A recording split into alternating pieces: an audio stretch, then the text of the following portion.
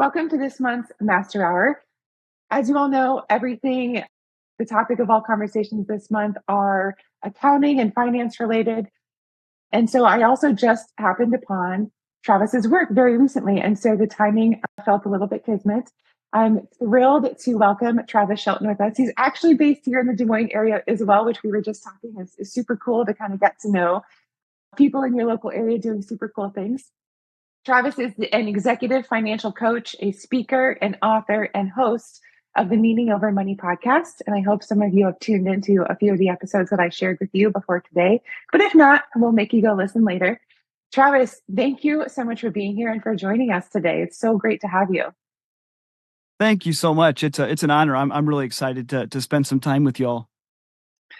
So, meaning over money. I will tell you, you probably know this working in the financial world.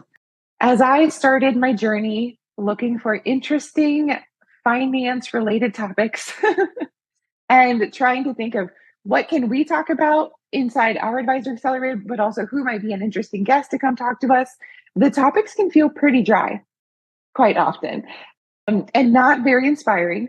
And also, we've already talked about expenses and ROI and, we've done all of the obvious finance discussions. And so when I happened across your work, I got really, really excited.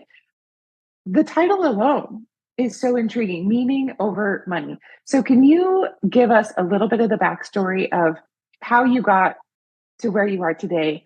I'm going to venture a guess that something happened or there was kind of a serendipitous moment, either with you personally or with a client. But tell us a little bit about your journey and how you landed on meaning over money and how that's become such a big part of your work today. Well, sure. Well, thank you. I'll share the short version, but my background is in institutional commercial real estate investment. And I'm a finance guy at heart. Since I was 16, I wanted to be in finance, and I did. And I lived through that. I majored in finance, and I ended up in commercial real estate. And I had a really amazing 15-year real estate career, which eventually took me mostly to the Middle East. That my clients were in the Middle East, so I would go over and go to 8 countries in 8 days. And I love the Middle East, love the Middle East. And my job became to invest money on behalf of the royal families and other investors in the Middle East. And we would invest that money, and our team would invest that in New York and LA, Miami, Chicago. And mostly real estate type investments? All real estate. Okay. Skyscrapers and malls and industrial apartments, things like that. Okay. And it was it was an amazing career. And what I kind of felt as I was moving along, and I was looking around, and I saw a lot of brokenness. There was a lot of money in my world, lots of money, unlimited money.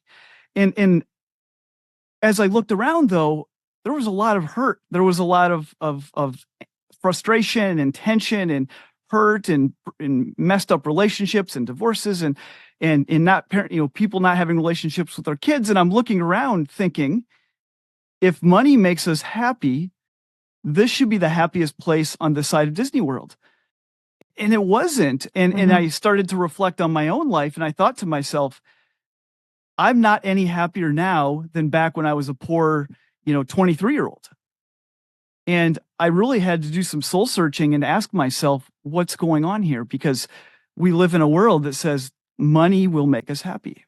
Mm-hmm. And at the same time, I started to really become interested in behavioral science and really specifically the science of money and happiness. And I learned through the science that money makes us really, really happy until the moment our needs are met.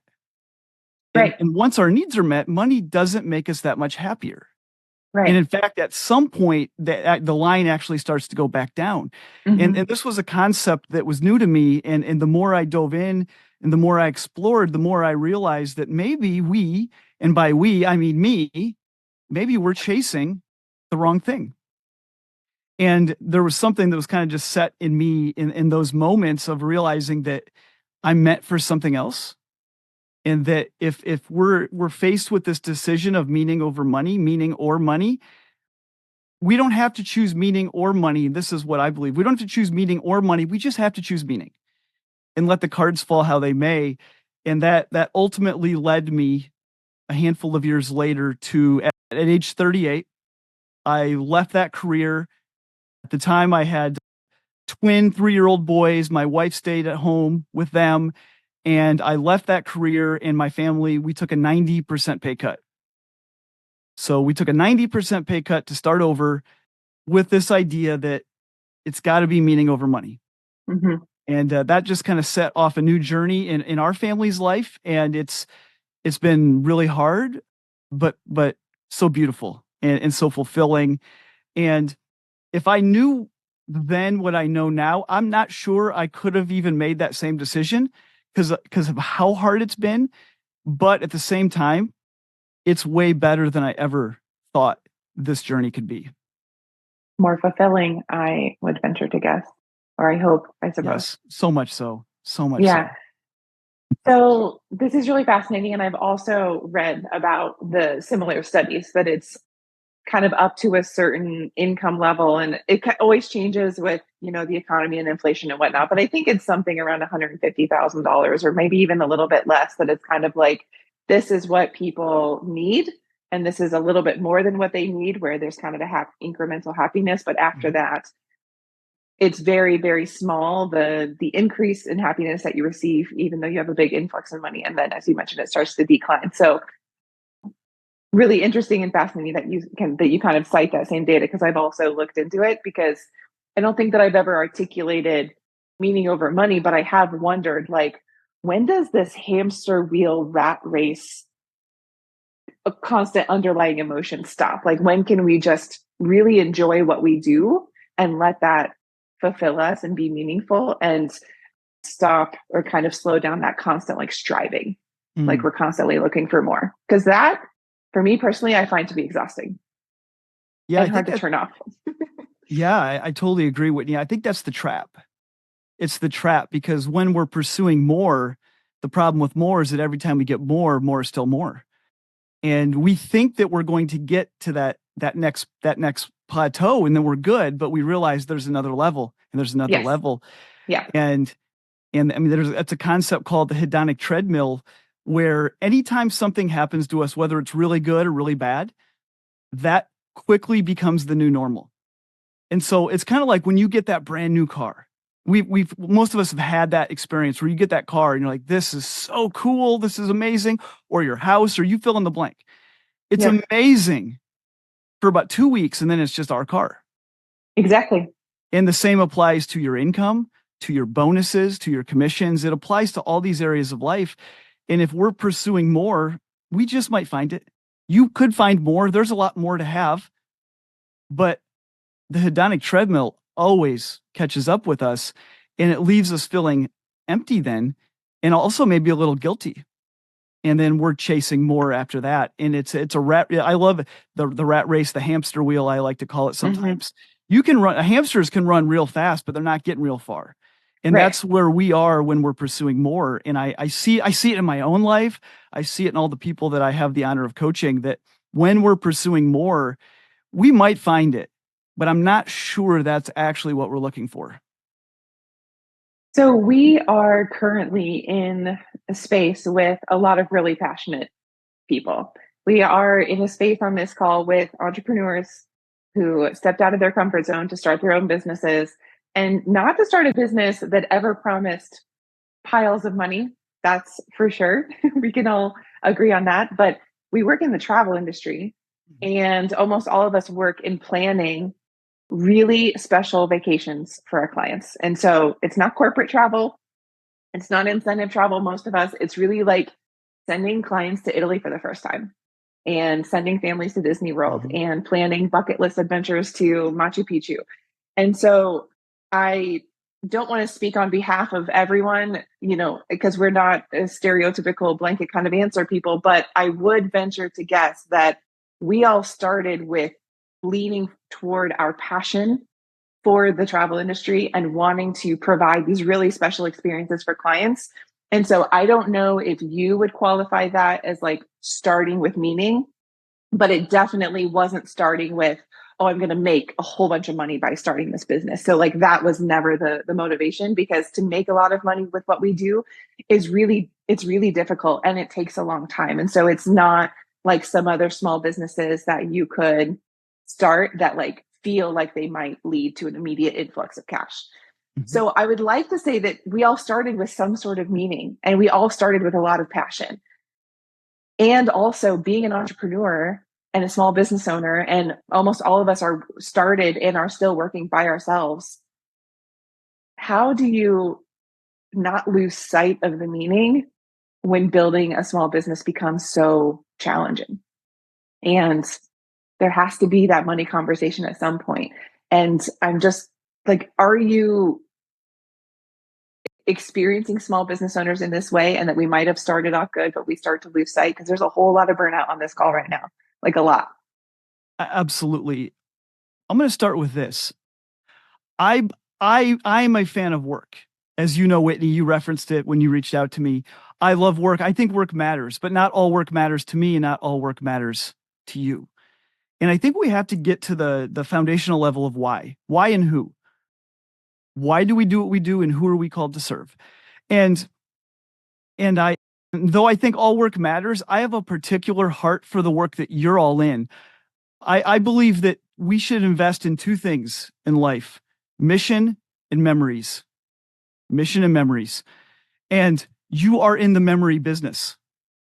And when we talk about meaning over money, that's experience, that's memory, that's bonding, that's relationship. That's something that it's one of the few things that we can invest in that will not be in a landfill in 10 years. What you do is forever. And I think that when we live with meaning, when we really lean into it and we think about what gives us purpose and fulfillment and impact, because I think ultimately we're all called to make impact, you are impacting people forever. And I think we have to remember that. I think we have to remember, why do we do what we do? And if you are in the memory business, then you have a very clear calling in that. But the burnout is so real. Small businesses are burning out like crazy. And I would like to say that I can like tell you like, oh, you shouldn't feel that way. I'm there. I've been there. Mm-hmm. And I think it's the tension, it's the delicate dance that we play of really continuing to lean into the meaning, but we can't lose sight of the financial part of it either. You know, I am a financial coach, and while I don't think money is the most important thing, I think handling it well is. Mm-hmm. And as I was thinking about what do I want to say today? What's the message? And I think this is one of the things I keep landing on, because I feel it in my own life, but I also feel it in the clients that I have the privilege of coaching, is that when we look at what we do in our vocation and we have meaning and purpose and we enjoy it, we have a heart for it, what we do is we kind of demean the financial aspect of it, and we say, I love this so much that I don't need to make a lot of money. I love this so much that, you know, I don't maybe feel like I want to charge as much as I should charge. And often what we do is we lose sight of the financial piece. And people, they think that when you have to choose meaning or money, and if you choose meaning, you're wrong if you also want to find the financial piece of it as well. And I think that's short-sighted, and I think it's self-sabotaging. And here's how I would state it. Actually, everything we do, in small business owners, I would say in particular, we have to earn the right this month to continue to serve those who we wish to serve next month. Every month, we have to earn the right. If we don't make the living that we need to make, we lose the right to live this beautiful career that we're living. And I think about that a lot. If I don't make enough to feed my family serving my clients, not only do I not get to feed my family, but I lose the right to serve my clients. I lose the right to be here for this podcast. I lose the right to do things that matter. And I think that's the rallying cry around, we have to make sure that we earn what we're worth. And I think I think self-talk is real. I think a lot of us undersell ourselves tremendously. And I suspect that might have come up one or two times in this group. But we need to be able to know our value and not be ashamed of that. Because we serve somebody well, we've earned the right to be able to make a living and to thrive and to be able to serve them and those others again next month. And I think that's something that we small business owners can't overlook, because what happens is when we're not putting those pieces together financially, it's causing the tension, it's causing the stress, and that is what's causing us to have to run faster. Mm-hmm. And that's where we're burning out so quickly. Right, right. This is a topic that we talk about with newer advisors often, of like getting started, or it could be getting started with their business or getting started and charging what they're worth. There's a big conversation in our industry about, should you charge fees? Financial advisors don't charge fees. Like there's like constant, comparisons to other industries and what we should do. And so I think you earn the right to continue to serve your clients. And I often try to even think about it in considering self-talk also of like, I get to do this every day. Like I get to serve my clients every month. And you're so right that if my finances weren't in order, I would not get to do that the following month. And that affects my clients who are looking forward to planning trips because we've been working together for many years. And it also affects my family. And it also affects me, because if I don't get to do this anymore, I'm going to be in a real sad state. Like it's not going to be good if I have to like go find a job, for example. Yeah. So then how do you guide people on the flip side who we've already gotten to burnout, but there isn't a question of charging our worth, or like the money's coming in? And this is often what we see on the other end of the spectrum with advisors who have built really solid and successful businesses. Many of them have brought in some sort of a team to support. So whether that's additional travel advisors or an assistant, but like the money is there, but the passion and the flame and the meaning, it's not gone, but it's like a little bit lost. Like, how do we rediscover that when we have kind of reached that point? I think that goes back to the why. Why do we do what we do? Who are we called to serve? And I totally feel for everybody who's in that stage. And I've been there along the way, because the burnout can make you lose sight of that real quick. And I think we need to take a step back at times and to really ask ourselves, why are we doing this? And for some people, and this is a harsh reality, I think, for some people, and I've had to face this in my own life. For some people, it just may be time to shift. It may be time. Maybe that passion, maybe that fire for this particular work has passed. And maybe you are called, and maybe your passion, center has shifted somewhere else, and the season of life has moved on us. And maybe it's time to shift how we're doing things, or maybe shift what we're doing altogether. But let's just say this is still where we're at. I think it's really about looking ourselves in the mirror and asking ourselves, what do we really want? What are we really pursuing? And I have this conversation with a couple of my clients, and I'm thinking about a fitness studio in particular. And I've worked with the owner of this fitness studio for several years now. And we keep asking the question, what do you really want? And what happens in business is that we think the definition of success is more. Mm-hmm. If we've served 100 clients this year, then we need to serve 120 next year. If we made 90,000 this year, then we need to make 140,000 next year. But is that really the definition of success? That's some people's definition of success. That's the world's definition of success. But what is your definition of success? It might be that you just want to spend more time with your family. And if you have enough income, maybe to be more successful, you actually have to have a little bit less business. Mm-hmm. Or maybe you find that there's a particular demographic of client that you serve that particularly fuels you, that fills you up. Maybe there's a kind of client that you serve that empties you. Mm-hmm. And I think we need to be more self-aware of who we should be serving, and maybe more importantly, who we should not be serving.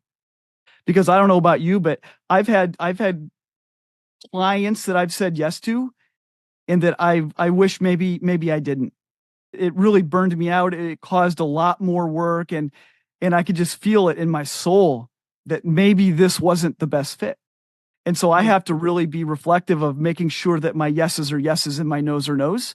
Because if I just let I let everything be a yes, I'm going to dilute my meaning, and I'm going to dilute what I'm actually called to do. And I think those are a couple things that we can all do in our business to help really maybe point ourselves to that true north of where we're called to be. Mm-hmm. We talk about this a lot. We all on this call say yes to things that we should say no to. And that is also a really big discussion that we are constantly having. And while there's no room for perfection, because some things you really don't realize or you don't know until you're halfway into working with a stranger. But as a coach, I want to ask you and push you a little bit further, because I think that this is something that, let's say, awareness is the first step. That's good. We are aware that we shouldn't be doing all these things, that we shouldn't always say yes.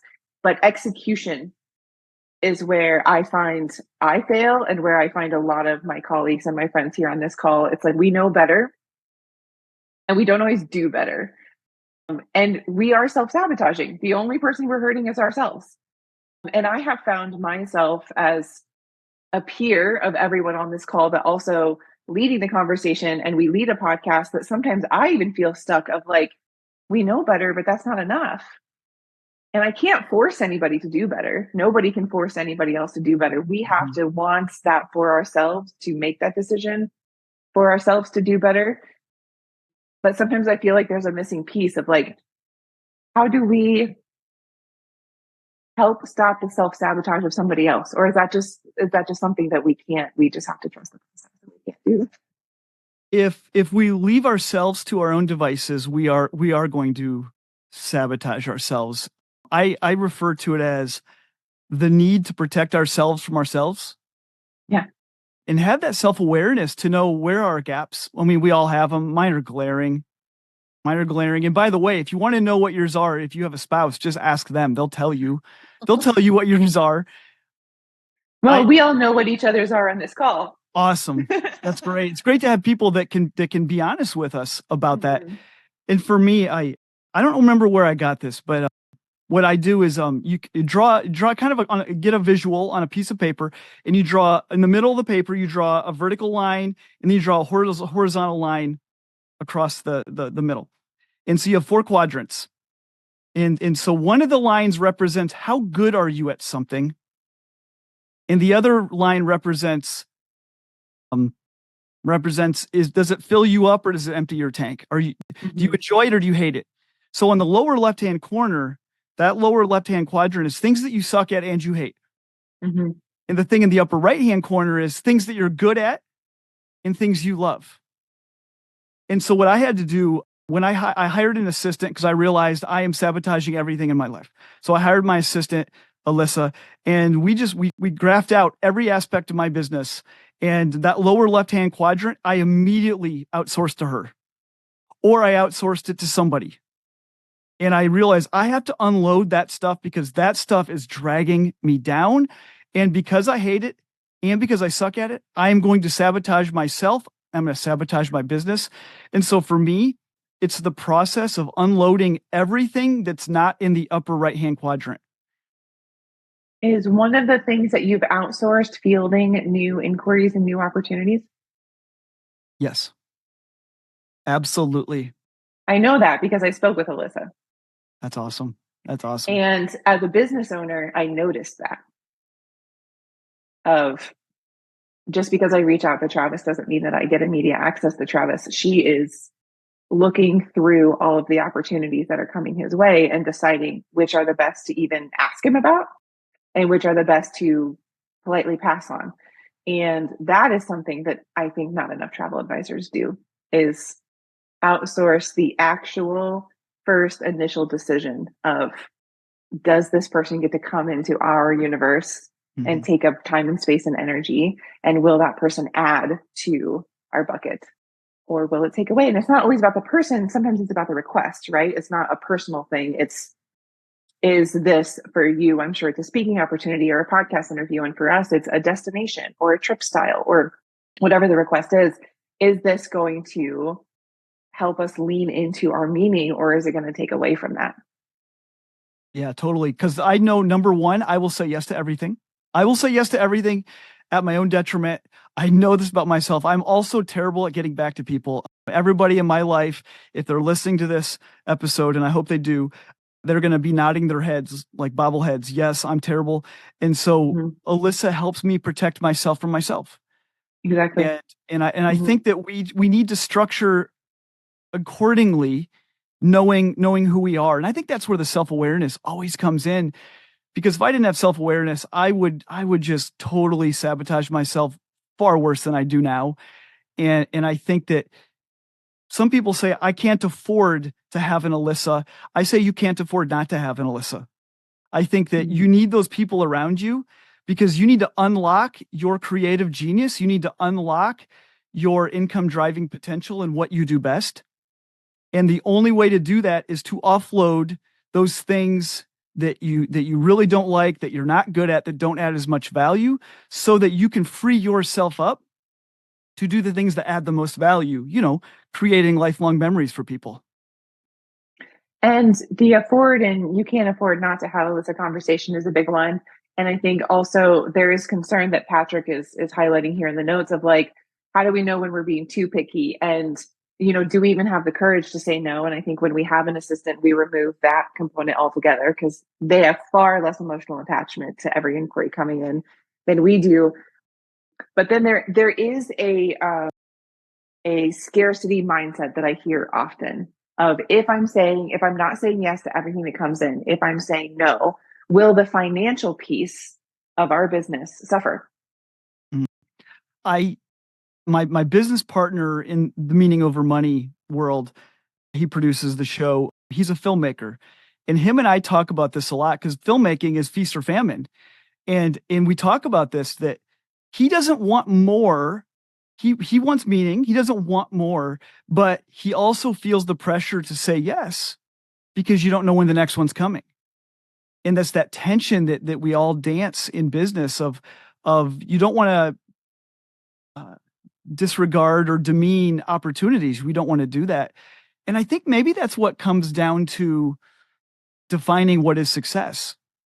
Because if success to us is more clients, more revenue, more income, more stuff, if that's our definition of success, by default, our answer has to be yes. By default, yes is the answer, because yes gets us more. So that goes back to where I think each of us needs to look in the mirror and ask ourselves, no, what do we really want?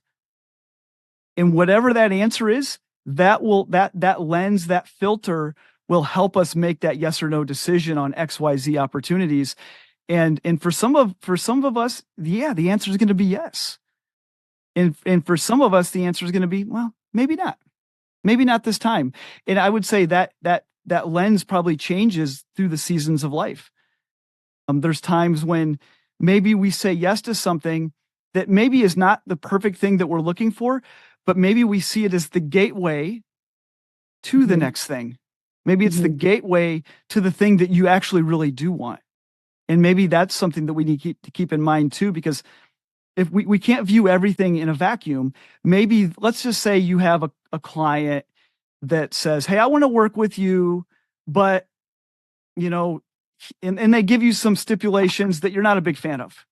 You don't really love it, but you also see past that and you see what this could unlock. I'm just making up a scenario, by the way. You see this particular situation in a vacuum, you might say no, but you see the bigger purpose of what you're trying to accomplish. And maybe this is a step to help unlock what you really, really want in this journey. I think taking it back through the lens of what is success, what does success look like, and almost forcing ourselves to not think of success as this big lifelong, journey, but rather like, what does success look like in this season of life, in this season of our business, and actually forcing ourselves to check in with ourselves on a consistent basis of what does success look like for me in this season? Because right now, the season of my life is very different to what it was a quarter ago and what it will be in 6 months. And so success is different right now. So that feels like a really tangible way to decide, like, is this a meaning or a money season? And what does success look like? And if success looks like we need to hit revenue thresholds, maybe I am saying yes to something today that I wouldn't have 6 months ago. But when we don't have that filter to constantly check in, it feels like we might get into a self-sabotage habit of saying yes to a lot of things that we shouldn't. And every yes that we shouldn't say yes to is diminishing our meaning, is what it feels like. That's how I'm kind of interpreting everything that you're sharing. I totally agree. I'm going to give you a very real-time example. So I have twin boys, I mentioned earlier. They're finishing up first grade. They have 3 more days left. My definition of success in the next 3 months, because we love travel. Travel is our heart, investing in memories. Like, that's where we're at. And so my definition of success over the next 3 months is we're going to travel all over the place. And I want my business to sustain itself to the point where, number one, we're able to afford the travel, but also I don't want to grow my business. I want to keep the train on the tracks. I want to keep serving my clients well, but I have to be very intentional because I'm going to be traveling a lot. So that may mean more remote meetings. It may mean more meetings per week when I'm actually at home. And so my definition of success is a lot different right now because I'm defining success through the lens of spending a ton of time with my family and adventuring. And that's success for me right now. And I am so grateful and excited for that definition. And I know that definition will shift as we hit back to school season then. And so that's a very real-time version in my own life. Yeah, no, I like that a lot. And I'm thinking that that's something that I feel like I can like hold on to and implement, because I have found myself saying recently to a couple friends of just like, when do I get to choose me? Because it seems like I'm saying a yes to a lot of opportunities that are good for my business, but that might not be good for me. And I think that that's just another way of saying this isn't aligned with my version of success. My version of success is not working 100 hours a week. My version of success is not being stressed when my kids are home because I have other things to do. My version of success is being able to be a super present parent when they're here. But I keep saying yes to things that take me away from that. And so but I hadn't gotten so far as to articulate that. And that feels like a really short, quippy, memorable, tangible thing to kind of hold on to and to kind of keep forcing ourselves to check back into. So thank you for that. Yeah, you're welcome. I think too, part of living into our version of success is to set boundaries around alignment towards that. And so for me, and this is my assistant has helped me tremendously in this because again, I just want to serve people. I just want to, if somebody needs something, I want to be there for them. I want to help them. I want to be what they need me to be for them in that situation or that season. And as the people around me who are much wiser than me continually tell me that I have to have clear boundaries, otherwise I will suffer as well. And I have lived that. And so setting boundaries, like for example, when I started this coaching business 5 years ago, I allowed coaching essentially every night of the week. If somebody wanted coaching, they needed Tuesday, great, you have Tuesday. Oh, you want Friday? Sure, take a Friday. And my wife burned out of that really quick. And my assistant says, Travis, you can't do that. We have to set boundaries. And so we set 2 nights a week. Only 2 nights a week will I do coaching. And then eventually she said, now you need to go to 1 night a week. So 1 night a week, my wife knows it. My kids know it. We have a very clear boundary. And that's the boundary. And that helps us live into our version of success. And I'm still able to serve my clients. But if I don't have boundaries, nobody's going to have boundaries with me. Exactly. And I think that was probably it's silly to say this, but that was one of my biggest light bulb moments of this whole thing. It sounds ridiculous, but it was when my assistant said, "No, we're setting the boundary and you're going to honor it." And that changed everything for me. And so I think it's our work provides us so much meaning. And I suspect so many of you are in the same camp, knowing what you do, that you are willing to violate every single boundary in your life for your work because it matters. Those who you serve matter. You love it. You have a passion for it. And that is causing you to hurt yourself along the way. And maybe that just means we need to really take a step back and maybe work with your group here, maybe your family at home, and to figure out what boundaries need to be set so that we continue to live into this passion, this meaning, this fulfillment, and serve those who we're called to serve, but also not hurt ourselves along the way. So I'm curious to know from your coaching experience and just with all of the types of people that you encounter, it's not always business owners. Sometimes I think people are just in what we would call a more traditional job. When they're struggling and when the meaning and money is not in balance, and I guess I assume, well, I shouldn't. I was going to say I assume more people are prioritizing money, but I think there's a lot of people that prioritize meaning, but like they're suffering with the lack of funds. So I'm sure that it can go both ways. Do you find that this conversation, meaning over money, leads to a change in the work or the job or the business that people are actually doing, like a fundamental life upheaval type of change? Or do you more often find that this conversation just simply, it doesn't upend anyone's life, it's just a simpler change in perspective that comes out of this conversation?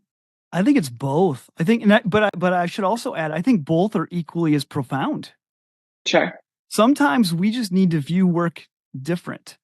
Mm-hmm. And what's interesting is that regardless of the income, regardless of our demographic and our status, our age, people are dealing with very similar things. And I always think back, this was not that long ago, but I have two clients and I had back-to-back calls, back-to-back meetings. One of them was a former youth group kid of mine who is a second-year teacher. She's a young, probably 24 years old, single teacher. And my next client was an NFL player who had just signed $18 million contract. We talked about the same thing. Back-to-back meetings, we talked about the same thing because we are wired the way we're wired, and it may present differently. I can tell you my NFL friend presents differently than my second-year teacher friend, but we're dealing with some similar internal stuff. And I think that ultimately, if we reframe our perspective on a lot of these topics, it can change everything. It doesn't require us to go and take a 90% pay cut like that ridiculous decision I made. We don't all have, I hope most people don't have to do that. I don't wish that on anybody. If they do, great, but I don't wish that on people. If it takes just a shift in perspective and to realize that work matters. And I think that's a big piece, Whitney, is we are taught from a young age that work sucks. We're taught and conditioned to believe that work is a necessary evil, that work is something we have to do. It's something that it's a means to an end, and the end is money. We're taught this. And so what happens is it sets us down a path where we glorify not working and we demonize work. And what I think happens is when we find meaning in our work, even if it's our existing work that we didn't find meaning in yesterday, if we find meaning in our work, that alone changes everything. Because if we stop glorifying not working and we really look at our life and say, why can't I wake up in the morning and spend half my waking hours doing something that provides meaning? Not that it's fun, but that it matters. Because often your job isn't fun. Often my job isn't fun. That's not, the goal isn't to have a fun job. The goal is to have a job that matters to us. And I think that when people realize that their work does matter and there's pieces of it that fulfill them and they're making an impact in some way, I think it changes everything for people. Yeah, I think it is really important to be able to distinguish between fun and meaningful. It is. So, in terms of working, and as you mentioned, it's a good segue to your thoughts on retirement. I have listened to a number of podcasts that you've recorded, and you have some interesting thoughts on retirement. And I bring this up because travel advisors don't retire often. There are travel advisors in our industry working so far into their 60s and 70s and 80s. I think that is a love and a passion for the industry, but I also think that it's because we get to call the shots.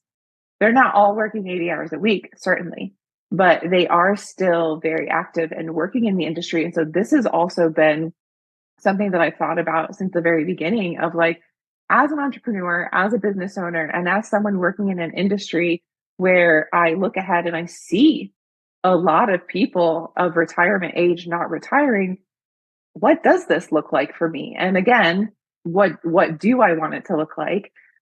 And so I think that's an interesting thought to then mirror with your idea that why are we even working toward retirement anyway? So I would love if you share us a little bit about your thoughts on retirement in general. And then I think we can loop it back around to our unique situation. Sure. Yeah, this is a controversial take, and I've been trying to get the confidence to be emboldened to talk about it more because I get a lot of blowback on this, but I don't believe in retirement. You can practice with us. Great. I don't believe in retirement, and I think that work matters, but that's where we go back to work is evil. Work is something that we have to do. It's not something we get to do. And when we have that perspective, of course we're trying to quit work, because if we think work is supposed to suck, we will manufacture a career that does suck, that we want to get out of as soon as we can. But what happens along that journey is the only way to get out is to hoard as much money as we can, as fast as we can, which causes us to make different decisions that often result in more sucky work. Because if our goal is to hoard as much money as we can, number one, we're probably not traveling as much. Number two, we're probably choosing work for money, and maybe that work doesn't fill us, and we're just pursuing more, all for this race to some theoretical finish line called retirement, so that we can enjoy, actually, air quote, actually enjoy our lives. And I remember I get that question a lot after I do talks, and people will raise their hand. And I love Q&A. Q&A is the best. And they'll say, Travis, don't you ever want to actually enjoy your life? I'm like, but you could argue that we're enjoying it now. I was like, yeah, what do you think I'm doing? This is the best. Like, I don't want a life where I don't get to do this. This adds more value to my life than it could ever take away. And so I think that this idea that work should matter changes things. And when we have that mindset, we're going to make different decisions. And I think that this serves a purpose along the way. And there's this narrative out there that my Uncle Joe, he worked his whole life. And he retired at 65 years old, and 6 months later he died. Well, that's what I think about a lot. And I don't like to be so morbid, but we see this a lot. We see a lot of clients looking forward to traveling when they retire. And then when they retire, they are not able to travel in the way that they had hoped. Mm-hmm. And so sometimes people pass, and sometimes they just aren't as mobile. They aren't as active. They just can't, they can't really do all the things that they long to do for decades. And this breaks my heart. Mm-hmm. Well, here's where I think I diverge from the cultural narrative. Here's what I think is happening. And someday I want to fund a study to try to prove this and see if my theory is in fact true. But I don't think this is a bad coincidence. I don't think that people work their whole lives and then they retire and then something happens. And then that's just a proof that, because what we do then is we say that's proof they should have hoarded more faster so that they could actually enjoy their life. I think what's happening is that we are giving up something in our life that causes so much meaning and purpose and fulfillment. And there's something that's taken away from us in that when we truly retire in the traditional sense of we're just going to stop. We're just going to enjoy life now. We're just going to enjoy. There's something that gets robbed from us, I believe, in that. And this whole idea that we should enjoy our lives. Heck yeah, we should. And I love travel. I want travel to be part of my life forever. But I think when we shift our perspective from we need to hoard as much as we can, as quickly as we can, to how about we just enjoy the journey? If we're not in a race to the finish line, how about we enjoy the journey? And maybe that journey looks like we scale it back a little bit as we age. Maybe we scale up our travel as we go. And maybe we take a month and we go on this most amazing trip. Or maybe we decide to work remotely for a season, or you fill in the blank. But I think what it does is when we reframe this idea of retirement, it changes the way that we approach our work today and the way that we perceive retirement in the future. And I think culturally, if we can get there, I think we're all going to be healthier. And I think we're all going to be traveling more. We're all going to be making more memories because we're not on the rat race to some theoretical finish line anymore. Well, and we get to make decisions along the way that support that idea of success, rather than there being a finish line. I guess it doesn't have to be an all or nothing saving, hoarding for retirement or not saving a dime. Like there is a middle point of like, well, let's save a little bit so that we do have some support and we can scale back at some point. But as you mentioned, if we're not hoarding, we can actually enjoy the journey. And I think that this is also going back to what is success. I think there's the micro, what is success question that is, what is success in this season of life? And also the bigger, what is success in 5, 10, 15, 20 years? And so we're making decisions along the way that both support our immediate idea of success as well as our long-term vision of success. Yeah, I think we approach it. And what I don't want people to hear me say is you shouldn't prepare financially for retirement. That's not what I'm saying. But what I do think happens when we stop running a race, I meet with people all the time, especially young people, they want to retire at 40, 45, 50. And what happens is when you believe that, and that's the plan, our finances look a lot different.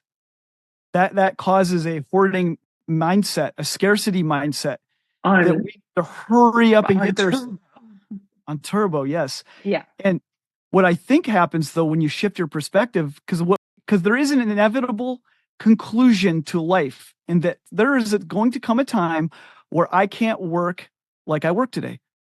I will break down at some point, and I pray for a long, healthy career where I can work maybe into my 80s. That'd be amazing. But I don't know. I don't get to decide that. I get to influence, but I don't get to decide that. And so my plan is I want to prepare my family for the inevitable outcome of I can't provide anymore, whenever that is, and pursue meaning every step of the way until then. And I think when we do that, it changes the way that our finances are constructed. And my pinned tweet on Twitter, I should say X, I love it. And it's probably gonna be my pinned tweet for all time. And I always say, I'm a self-declared enemy of the FIRE movement. There's an entire movement of people, financial independence, retire early. It's an acronym of this movement of we need to hoard as much as we can for as quick as we can so that we can stop working and just enjoy life until the end of our days. And I have my pinned tweet is early retirement isn't a dream. It's the consolation prize to not having a dream. And I don't want to demean anybody that wants to shift gears sooner. We all get to make our own choices. I just think there should be purpose and meaning and intentionality every step of the way. And when there is, it's such a more beautiful journey for everybody. And I'm gonna end the retirement with one quick story. But I meet with people all the time that are racing to retirement. And then they get there and they'll say, this is amazing. This is so amazing. They're traveling, they're just hanging, they're golfing. But about 4 months later, they realize this isn't. I was going to say, how long was that last? handful of months, because what they realized, travel in a vacuum isn't the answer. It's intertwining the travel with your meaningful life. When travel is life, Yes. it kind of loses its taste. There's something about the anticipation. I have a trip to Mongolia coming up, and I am really. I love going to Mongolia. Southeast Asia is my. Wait, you've my been to Mongolia before? I have, yes. I just went in September. I don't know anyone else who goes to Mongolia. So isn't that great? Isn't Mongolia great? Man, other in Des Moines are going to Mongolia, people. This is incredible. Yeah, we need to have a follow-up on that. But the anticipation of our trips, I mean, they've proven this scientifically, that we get as much joy and as meaning out of the anticipation as we do the actual trip. And so you guys are also helping to create that. And there's a way that in your work, you can help build into that, because the anticipation of that trip coming up fills our tanks. And so when we view travel just as life, it takes something out of it. And I think that these people that a few months into retirement, they'll come back and they'll be like, yeah, this isn't maybe what I thought it was. And what inevitably happens is that they go pursue work. Yeah, like something that feels like it gives them purpose or meaning, or how to spend their days. Yeah, exactly. Okay, Heather has a question for you. We just have a couple minutes left if you're open to some. I have as much time as you have. Be careful. We get chatty. Or we need some Northern Vessel coffee to keep us going. Everyone, before we hit record, Travis is part of the management team at the best coffee shop here in Des Moines, and we discovered that their sister coffee shop is in Costa Mesa, close to Brianna. So we might all have to go meet for coffee at these coffee shops. It's very serendipitous. Okay, so Heather asks, what's some concrete advice you would offer when we're working with baseline financial goals? Like, if this is going to be a feasible business, if we're going to get some food on the table, and if I get to continue to do this next month, how do we create that balance between the meaning over money? I think from a financial perspective, we need to investigate our overall financial structure of our business and delineate between our variable cost of goods and then our overhead. And what I think happens a lot of times is people don't understand the difference between their cost of goods sold, the variable costs that go into creating your revenue, and the overhead cost associated with your business. And what happens is sometimes the variable costs help create the revenue stream. There's not enough margin in there. And so without knowing this, they have themselves structured in such a way that it doesn't matter how much money you bring in, you can't be profitable. And that's how we spin our tires into the ground. And we can, all of a sudden you're like, hey, well, we're generating 100,000 of revenue. So if we generate 300,000 of revenue, that's the secret.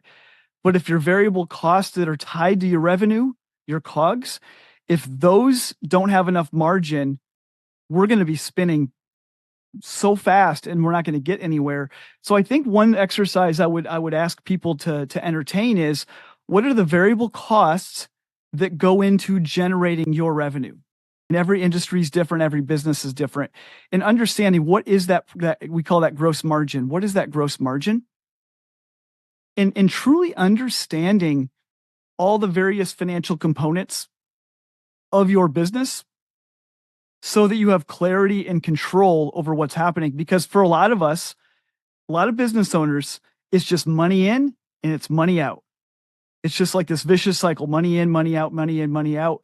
We have to have some insight on how it's built and how the pieces of the puzzle fit together. Because when we do that, it helps us understand, if we make this decision, how will that impact us financially? Because we want to know the impact of a decision, because decisions have costs, both financial and otherwise, as you are all too familiar with. But what are the economic implications of those decisions? And so, if I didn't answer that question, please let us know, and I would clarify. Heather, do you want to hop in, or do you feel like he's left you thinking? I can see you. Yeah, that was really good. I appreciate it. I think that I saw someone else say, what other financial management tools? So what you just described, I think that's a great exercise. I appreciate that. And so if there are any particular tools that can help us create that or to find clarity on that, I welcome that insight. Absolutely. I think this is going to sound silly, but your business bank account is your best friend. A lot of businesses will intertwine business and personal finances, and that's a recipe for disaster at worst, and at best, muddy waters. And so at the base level, I would encourage everybody, if you're not already, to make sure that you have a very dedicated banking system for your business that's money in, money out to your business, very clear, so that it's isolated, so that you can see it and track it. And I think, for tools, this is going to sound cliche, but QuickBooks for most businesses is an incredibly powerful tool to help organize and to decipher and visualize what's going on in your business. And I think that just having that structure and understanding what kind of income's coming in, what are these expenses, what's the rhythm, it'll allow you the clarity to then be able to make decisions. Because if it's just money in, money out, if it's just a vicious cycle and we don't have true visual clarity on it, it's going to feel scary and it's going to feel overwhelming. I think for us, we have the inquiries coming in. It's very seasonal, and we know that. And so that's part of our business decision making. And then we work on commissions, and commissions aren't paid until after someone travels. So quite often we are working today to earn money in December. And this makes it very, very difficult for all of us, whether we're meeting, the baseline financial parameters or we're scaling a business, just because there is this level of unpredictability. And so I think that when we bring QuickBooks and tracking and the money in and money out, it's really something that helped me early on, is like looking at the full picture of like identifying my ebbs and flows of when am I seeing the bulk of new inquiries coming in versus when am I seeing the commissions. And so knowing that, like, from year 1 to year 2, July was a slow month both years. So that's something that I can now plan for and look for. And when July is a slow month, not freak out and not start to get nervous. Like, you also have to kind of watch that seasonality. But then if you know your baseline, we need this much revenue this month to come in. And then you factor that in with what does success look like, then we get to make decisions for each new opportunity coming in, saying, have we met the threshold? And if no, then that might change how we make a decision. But if we've met the threshold, then now we can look at, well, does this support what success looks like this month? And so it kind of takes it through those filters, I think. Totally. And thanks for sharing about your structure and the seasonality. Both of those make a big difference. Yeah. One, there's obviously a negative to when you make a sale, you don't get paid for many months. There's definitely downside to that. But one upside is you do have clarity on your income pipeline then. Your upcoming income pipeline, that means in theory you have a fair amount of clarity, which is good for planning. And what I would say about seasonality, and again, like Northern Vessel, like in our coffee business, it's seasonal. We specialize in cold coffee drinks. And so the dead of winter in Iowa, maybe you don't crave an iced coffee as much as you do in the summer. And so we have seasonality. And what I advise people to do, and when I work with my business clients, it's really figuring out how severe is your seasonality. And you all know how severe yours is. How severe is the seasonality, and how do we protect ourselves from that? In one way is when you are in your busy season, to be able to build up a cushion that you can subsidize your operation during the slow season. If you run it too close to the flame, Your good months are going to be really good for you, and your bad months are going to be really bad for you. And that's where having that clarity and understanding your cash flows and how your business is structured and how it's going to play out in the months to come, you're never going to know exactly, but you may have a good sense. If you can build up that cash cushion during the feast season, you can prepare yourself during the slower season so that you don't feel that tension in your soul of oh crap, am I going to eat this month?